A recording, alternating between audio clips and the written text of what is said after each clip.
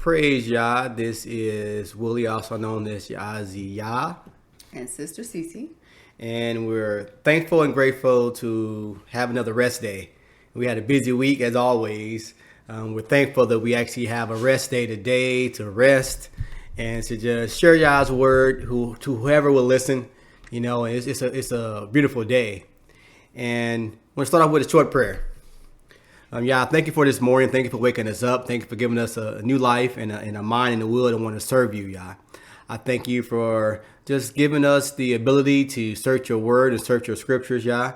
You said that in them we will find life, Yah. We seek you in your word. You will give us life. And we thank you for giving us opportunity to actually be able to connect with you, Yah, and to just spend time with you, Yah. I ask you to bless this time in your word, that it will be glorifying to you, that we would decrease and you would increase, and that we will help somebody seek you today, Yah. No matter who it may be, it will just help somebody seek you today. And we ask this in your name, Yah, and we thank you, Yah, and we just praise you today, Yah. We thank you, Yah. Praise you, Yah. May it be so. May it be so. And we really want to today continue a conversation we had, actually. We've been having it for some months here. And the title of this short message is, "But we will have a king over us." Now, I got that from 1 Samuel chapter 8, and it's going to be verse 19. And I'm just going to read the second part of that scripture. He says, but we will have a king over us. The reason we talked about that is, we have a tendency amongst our people to always try to put a king above us, over us. Even though we say all the time, we serve the King of Kings. Yah is our king. I say all the time, he's King of Kings. He's my king. He's my master. I'm in his nation and I'm his subject. I belong to him, King of Kings. But is he really our king? A lot of times he's not. We want somebody else to be our king. And we're going to talk about that, just how that came to be. Because before, remember, Israel didn't have a king. Yah was our king. We didn't have a king. We didn't have a king, but something happened to where we wanted to have a king. And it wasn't just one thing. It actually started way back with a bad father, basically where it came from. Because it always goes back to the man. I have a few brothers mad, upset when I say that. But I don't care how ratchet a woman is, how messed up a child is, how wicked a nation is.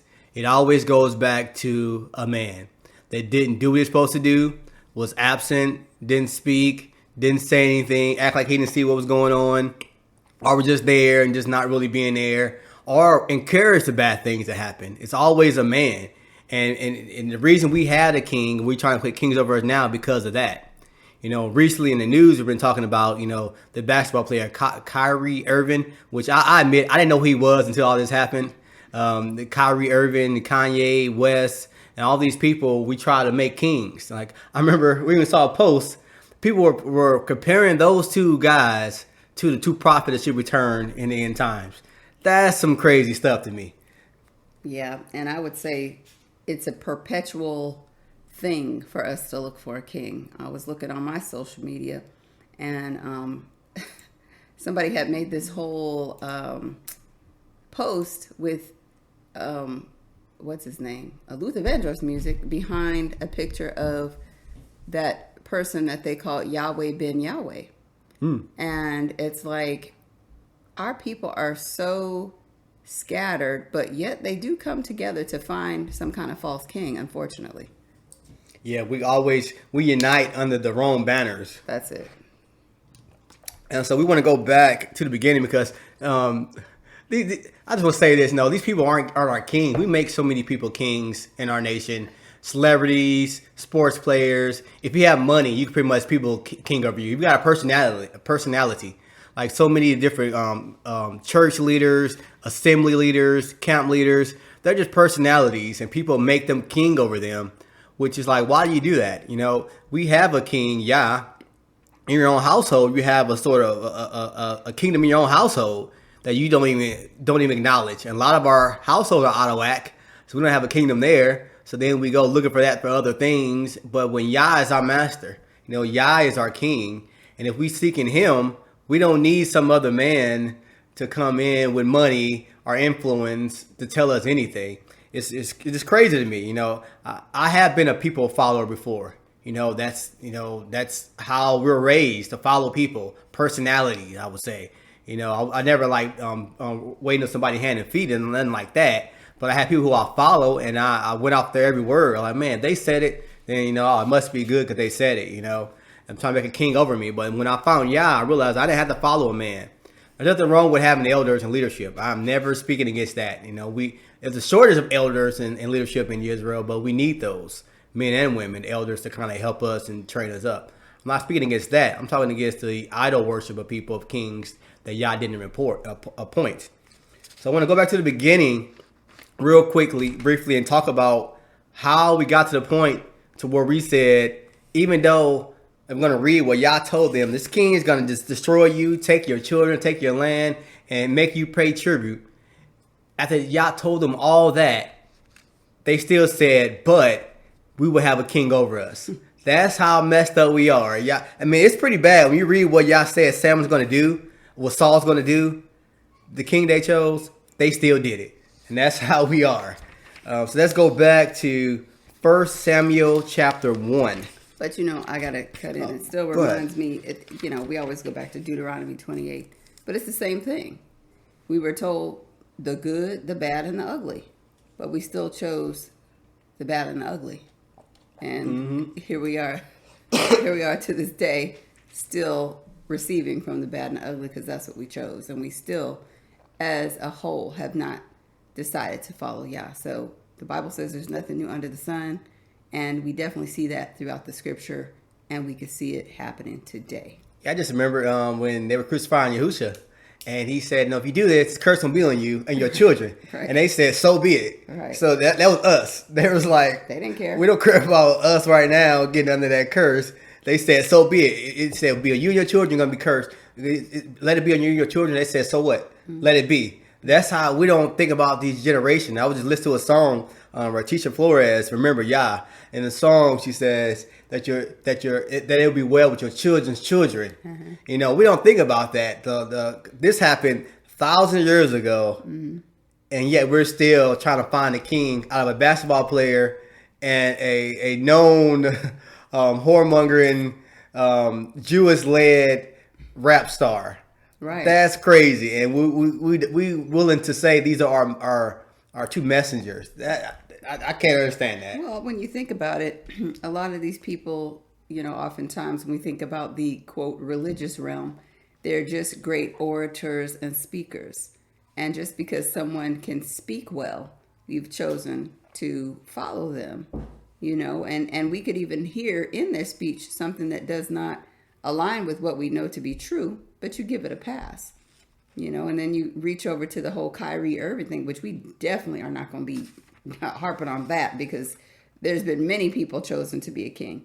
But just because a person has a certain attribute that you are attracted to, or doing one thing that you're attracted to, you make him your king. This person, they're excited about him wearing some fringes, and it's like, whoopity-doo, who else wears fringes? A lot of people wear fringes, and because you see him doing this and you see him talking to these people, you get excited. But that doesn't make him your king. There's one king, and a king that is the greatest speaker, the greatest orator that there ever was, and his word will never die. And that's Yahuwah. But for some reason, we still decide to try to chase after these false ones and break commandments. How silly is that? And we have the voice of many waters speaks, but we follow the voice of man. That makes no sense. No. We have the thunderous, terrible voice of Yah that will shake the ground and cause you to your life to just leave you if he speaks to you. But we chose to listen to a man singing a song. Who's gonna die just like you and me? Right. Sooner than later. Right. Because you chose that life, and there's no way just getting out of that life without giving up some things. So I want to go back to the beginning of how we got to where we have the king. And it goes back to men. It always back to manhood, fatherhood. It comes back to Samuel not being a good father. I'm just going to read a little bit. The whole chapter 1 to all the way up to verse 26. If you want to read chapter 1, 1 Samuel, and then I'll pick up chapter 2. All right. Praise God for the word. This is Samuel, first chapter. Now there was a certain man of Ramatha Imozaphim of Mount Ephraim, and his name was Elkanah, the son of Jeroham, the son of Elihu, the son of Tohu, the son of Zuph and Ephurezite. And he had 2 wives. The name of one was Hannah, and the name of the other is Peninnah. And Peninnah had children, but Haniah had no children. And this man went up out of his city yearly to worship and to sacrifice unto the Lord of hosts in Shiloh. And the 2 sons of Elohaphanai and Phinehas, the priest of the Lord, were there. And when the time was that Elkanah offered, he gave to Peninnah his wife and to all her sons and her daughters portions. But unto Hannah he had gave a worthy portion, for he loved Hannah. But the Lord had shut up her womb. And her adversary also provoked her sore, for to make her fret, because the Lord had shut up her womb. And as he did so year by year, when she went up to the house of the Lord, so she provoked her. Therefore she wept and did not eat. Then said Elkanah, her husband, to her, Hannah, why weepest thou? And why eatest thou not? And why is thy heart grieved? Am not I better to thee than 10 sons? So Hannah rose up after they had eaten in Shiloh, and after they had drunk. Now Eli the priest sat upon a seat by a post of the temple of the Lord. And she was in bitterness of soul, and prayed unto the Lord, and wept sore. And she vowed a vow, and said, O Lord of hosts, if thou wilt indeed look on the affliction of thine handmaid, and remember me, and not forget thine handmaid, but wilt give unto thine handmaid a man child, then I will give him unto the Lord all the days of his life, and there shall no razor come upon his head. And it came to pass, as she continued praying before the Lord, that Eli marked her mouth. Now Hannah, she spake in her heart, only her lips moved, but her voice was not heard. Therefore Eli thought she had been drunken. And Eli said unto her, How long wilt thou be drunken? Put away thine wine from thee. And Hannah answered and said, No, my Lord, I am a woman of sorrowful spirit. I have drunk neither wine nor strong drink, but have poured out my soul before the Lord. Count not thine handmaid for a daughter of Belial, for out of the abundance of my complaint and grief have I spoken hereto. Then Eli answered and said, Go in peace, and the God of Israel grant thee thy petition that thou hast asked of him. And she said, Let thine handmaid find grace in thy sight. So the woman went her way, and did eat, and her countenance was no more sad. And they rose up in the morning early, and worshipped before the Lord, and returned and came to their house to Ramah. And Elkanah knew Hannah his wife, and the Lord remembered her. Wherefore it came to pass, when the time was come about after Hannah had conceived, that she bare a son, and had called his name Samuel, saying, Because I have asked him of the Lord. And the man Elkanah and all his house went up to offer unto the Lord the yearly sacrifice and his vow. But Hannah went not up, for she said unto her husband, I will not go up until the child be weaned, and then I will bring him, that he may appear before the Lord, and there abide forever. And Elkanah her husband said unto her, Do what seemeth thee good, tarry until thou have weaned him. Only the Lord establish his word. So the woman abode, and gave her son suck until she weaned him. And when she had weaned him, she took him up with her with 3 bullocks, and 1 ephah of flour, and a bottle of wine, and brought him unto the house of the Lord in Shiloh. And the child was young. And they slew a bullock, and brought the child to Eli. And she said, O my Lord, as thy soul liveth, my Lord, I am the woman that stood by thee here, praying unto the Lord. For this child I prayed, and the Lord hath given me my petition, which I asked of him. Therefore also I lent him to the Lord. As long as he liveth, he shall be lent to the Lord. And he worshipped the Lord there. And verse 2. And Hannah prayed and said, My heart rejoiced in Yah. My horn is exalted in Yah. My mouth is enlarged over my enemies, because I rejoice in thy salvation. There is none holy as Yah, for there is none besides thee. Neither is there any rock like our mighty one. Talk no more so exceedingly proudly. Let not arrogance come out of your mouth. For Yah is a mighty one of knowledge, and by him actions are weighed. The bows of the mighty men are broken, and they that stumbled are girded with strength. They that were full have hired out themselves for bread, and they that were hungry ceased. So that the barren has borne 7, and she that has many children is waxed feeble. Yah kills and makes alive. He brings down to the grave and brings up. Yah makes poor and makes rich, and brings low and lifts up. He raised up the poor out of the dust, and lifted up the beggar from the dunghill, to set them among princes, and to make them inherit the throne of glory. For the pillars of the earth are Yah's, and he has set the world upon them. He will keep the feet of his saints, and the wicked shall be silent in darkness, for by strength shall no man prevail. The adversaries of Yah shall be broken into pieces. Out of heaven shall he thunder upon them. Yah shall judge the ends of the earth, and he shall give strength unto his king, and exalt the horn of his anointed. And Elkanah went to Ramah to his house, and the child did minister unto Yah before Eli the priest. Now, so we got Samuel, he's given to the priest, and now we're going to see where we end up with the king starting now. So remember, Samuel is here seeing all this. So now Eli, no, correction, verse 12. Now the sons of Eli were sons of Belial. They knew not Yah. Belial, sons of Baal, wickedness, just perversion. They knew not Yah. And the priest's custom with the people was that when any man offered sacrifice, the priest's servants came while the flesh was in seething or boiling, and then the flesh hooks up 3 teeth in his hand.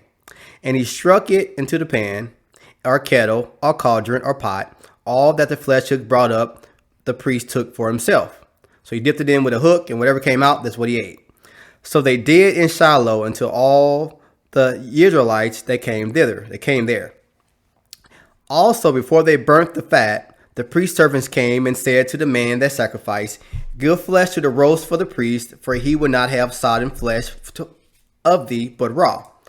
And if any man said unto him, Let them not fail to burn the fat presently, and they take as much as thy soul desire, then he would answer him, Nay, but thou shalt give it me now, for if not, I will take it by force. So they were deboing people to get the meat and stuff, which is totally off right there. Verse 17, Wherefore the sin of the young men was very great before Yah, for the men abhorred the offerings of Yah. But Samuel ministered before Yah, being a child, girded with a linen ephod. Moreover, his mother made him a little coat and brought it to him from year to year, when she came up with her husband to offer the yearly sacrifice. And Eli blessed Elkanah and his wife and said, Yah give the seed of this woman for the loan which is lent to Yah. And they went into their own home. And Yah visited Hannah, so that she conceived and bare 3 sons and 2 daughters. And the child Samuel grew before Yah. Now Eli was very old, and heard all that his sons did unto all Israel, and how they lay with the women that assembled at the door of the tabernacle of the congregation. So they were laying down with women that came to congregations to sacrifice. And here's a problem with a lot of us. We get old, we stop doing what we're supposed to do. He didn't do what he's supposed to do. Verse 23. And he said unto them, Why do ye such things? For I hear of your evil dealings by all this people. Nay, my son, for it is no good report that I hear. Ye make Yah's people to transgress. If one man sin against another, the judge shall judge him.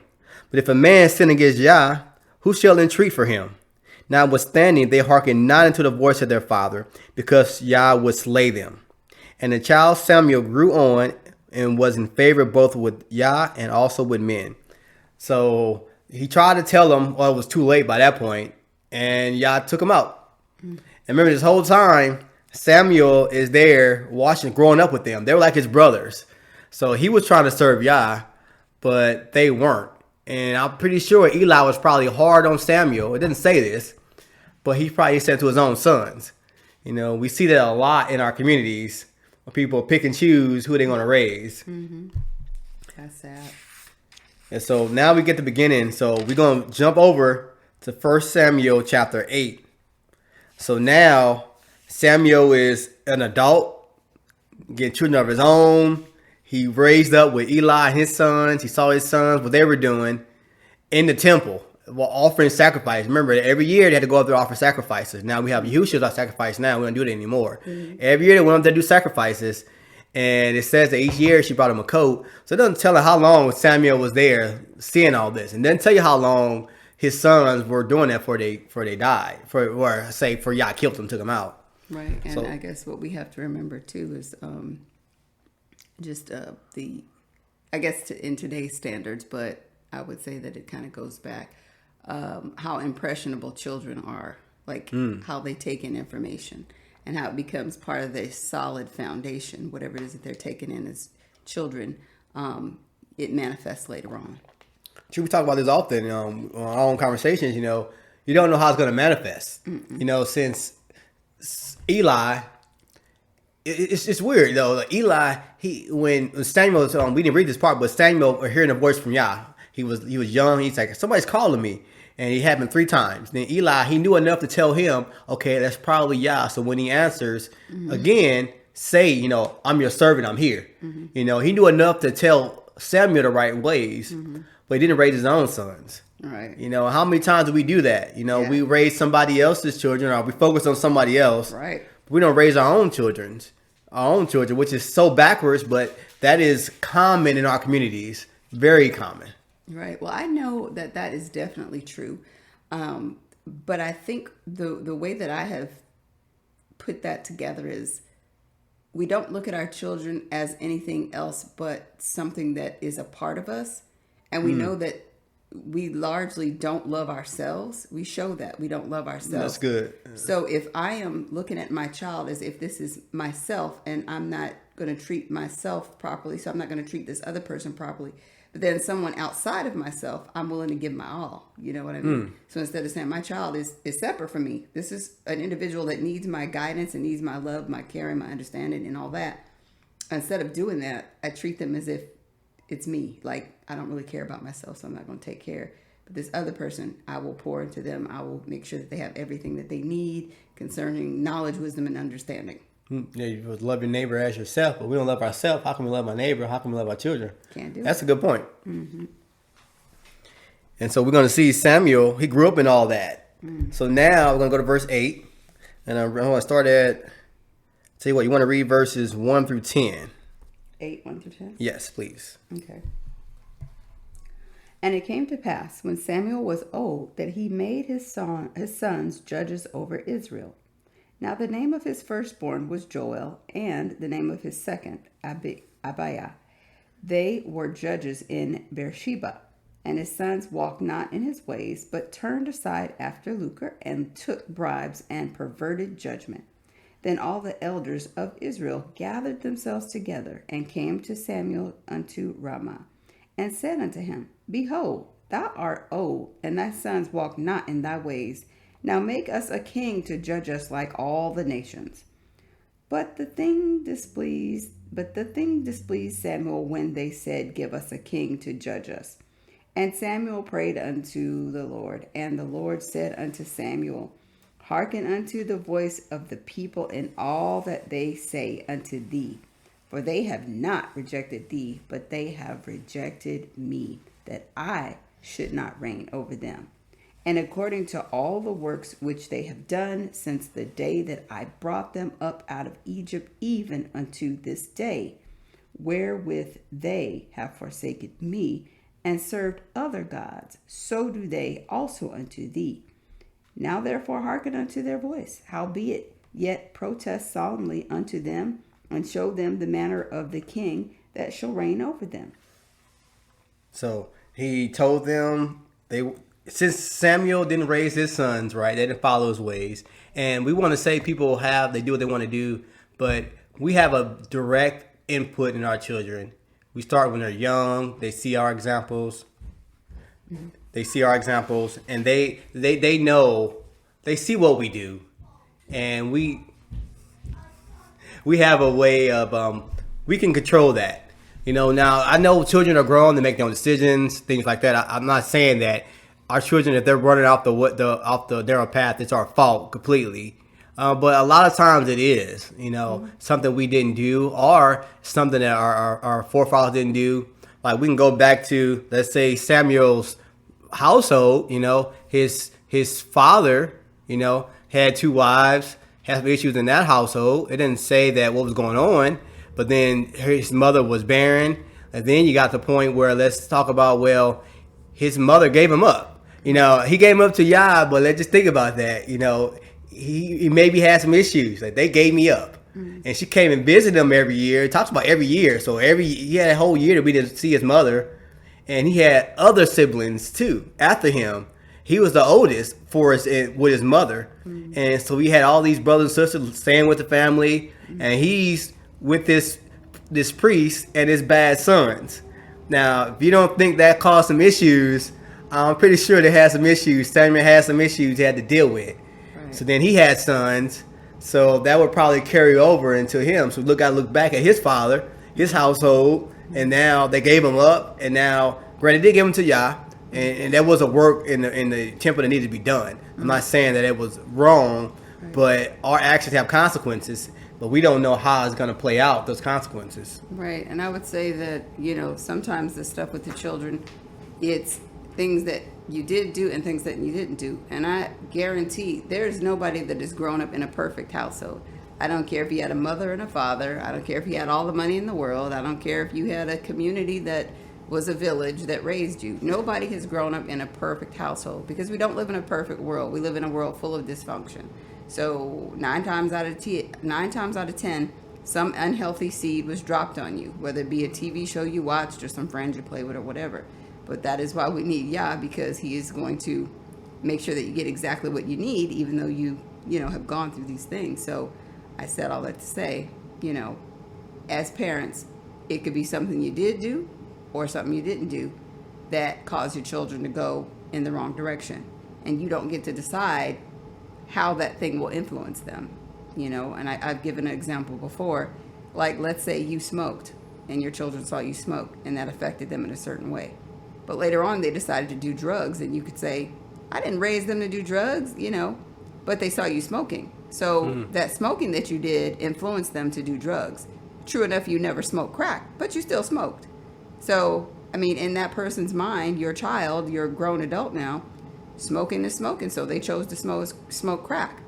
But they saw you smoking, so therefore you influenced them some kind of way. That's true. And like I said, I'm going to go back here. We don't know how they're going to, what king they're going to put over them. Right. Like I said, that king was the king of drugs they put over them. The king of fornication, sexual morality, the king of alcohol, the king of just being lazy. We don't know what kind of king we're going to put over them. But since we don't have Yah as our king, we put somebody else over there. Like Samuel was grieved and Yah was grieved. But I like how Yah is like, give them what they want. They want a king, give him to them. Right. Yeah, and then I'm going to read in verse 10 on down here to verse 22. Yah's going to tell them what the king is going to do. So verse 10. Wait, before you go to verse 10, I want to go back to 8, where, because this stuck out to me when I was reading it. It said, according to all the works which they have done since the day that I brought them up out of Egypt. Then it says, even unto this day. Now, when you read that, you think he's talking about them right then, no, he's talking about right now. Even until this day, right now, they are still forsaking him, and they still are going after other gods, and they are still deciding that they don't want Yah, So we can see historically where this is a bad thing that we do amongst ourselves concerning Yah. Even until this day. Even to this day. That's true. Let's go to verse 10. So even to this day, this is what we're choosing over us. Right. So verse 10, he says, and Samuel told all the words of Yah to the people that asked him of a king. And he said, this will be the manner of the king that shall reign over you. He will take your sons and appoint them for himself, for his chariots, and to be his horsemen, and some shall run before his chariots, to be the infantryman, to run out in front. And he will appoint him captains over thousands and captains over fifties, and will set them to ear his ground and to reap his harvest and to make his instruments of war and instruments of his chariots. Now there's a lot of his stuff. Verse 13, he will take your daughters to be confectionaries and to be cooks and to be bakers. And he will take your fields and your vineyards and your olive yards, even the best of them, and give them to his servants. He will take the tenth of your seed and of your vineyards and give to his officers and to his servants. He will take your men servants and your maid servants and your goodliest young men and your asses and put them to his work. He will take the tenth of your sheep, and ye shall be his servants. He shall cry out in that day. Well, you shall cry. Excuse me. And you shall cry out in that day because of your king, which ye shall have chosen you. And Yah will not hear you in that day. That's crazy. Yah told them they're going to do all that. This king is going to be about himself, take all your stuff. Mm-hmm. And verse 19. You want to read 19? Okay. Well, before I go on, when I look at all this stuff, I always try to attribute it to what I see today, like the things that are going to happen. So I was reading the part where it says, and he will take your daughters to be confectionaries and to be cooks and to be bakers. But think about it, like, what are we famous for as Black people? We cook. They want us to have a soul food restaurant. Like, that's what they love to do. What town can we go to? I wanted to cook for them. Right. They want that. Come be our maid. Come be our chef. Come cook for our children.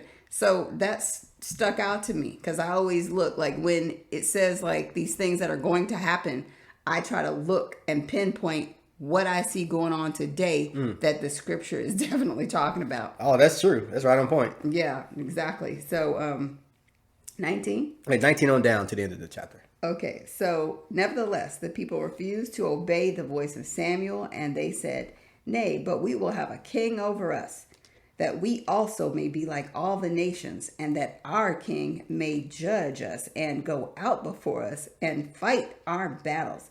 And Samuel heard all the words of the people, and he rehearsed them in the ears of the Lord. And the Lord said to Samuel, hearken unto their voice, and make them a king. And Samuel said unto the men of Israel, Go, ye every man unto his city. So Yah told them this king is gonna do all this stuff, and they still were like, "Yeah, we're gonna do it anyway. We're gonna do it." And they wanted to be like all the nations. That's our problem. We want to be like all the other nations. Because at this point, remember, all the other nations had kings. Look about all the Gentiles had their dukes, and everybody had all their kings. And we had Nimrod and Belshazzar, not Belshazzar, but all these kings of Babylon, all the King Darius. Everybody had their king, But Israel didn't have a king. We had Yah. We had His word. We had rules. We had priests. We had all these things in line, But we saw the other nations doing like they do, want to be like them and get a king. And because of that king, because of them doing that king, we're gonna. If you read further down in 1 Samuel, eventually Saul was gonna forsake what Yah said to do. He said to kill all the Amalekites. And then Samuel, when it came back, was like, "What I heard about these sheep making this noise?" Because Yah told him to kill everything. So then here comes David. He anoints David. All that dispute happens, the fighting, the bickering, and then eventually we get into Solomon. We get into the divided kingdom, and then because of that, we're warring against each other, and then we end up getting in captivity again and losing our land, and end up over here today. And it all started with these fathers not taking care of their sons. So when we say it's an issue of the fathers, it really is. It really is. It really is. People don't want to see that. It is the fathers. But listen, like, really, it is. And I don't even know why this battle is going on with men and women concerning where it starts. Because if you have to take everything back to the garden, because Yah created the man first.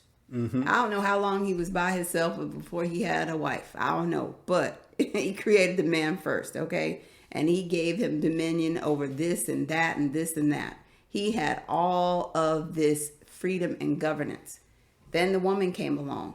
We know she was beguiled by the serpent and all of that. But Adam had the opportunity to be like, what are you doing, Eve? You know, he had the opportunity to tell her, you know, no, we're not doing that. And he had the opportunity to lead her in a different direction. And he did not do that.